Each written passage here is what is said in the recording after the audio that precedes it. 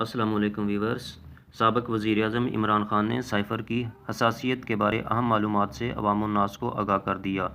کہ سائفر کی اصل دستاویزات نہیں بلکہ اس کا مطلب اور مفہوم مجھ تک پہنچایا گیا،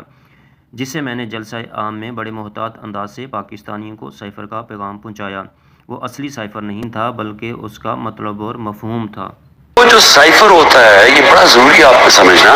وہ واقعی اس کو سیکرٹ رکھنا، اس کو خفیہ رکھنا بہت ضروری ہے، کیونکہ ایک دفعہ وہ کوڈ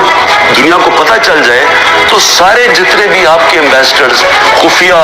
میسیجز بھیج رہے ہوتے ہیں فورن آفس باہر کی دنیا سے، وہ سارے پبلک ہو جائیں گے۔ جو سائفر آتا ہے فورن آفس کے اندر وہ کبھی کسی کے پاس نہیں جاتا، وہ صرف فورن آفس پہ رہتا ہے، وہ چوری نہیں ہو سکتا۔ جو ہمارے پاس آتا ہے اور جس میں prime minister, president, army chief, ISI کا چیف اور پھر ایک جاتا ہے کیبنٹ سیکرٹری کے پاس، یہ یاد رکھیں کہ یہ وہ سائفر نہیں جاتا، یہ سائفر کا جو مفہوم ہوتا ہے وہ اپنے لفظوں میں لکھ کے ہمارے پاس پہنچتا ہے۔ تو سائفر فورن آفس میں رہتا ہے، وہ کبھی وہ نہ چوری ہوا ہے نہ وہ اور کوئی دیکھ سکتا ہے، نہ پرائم منسٹر، ہم کوئی نہیں دیکھ سکتے،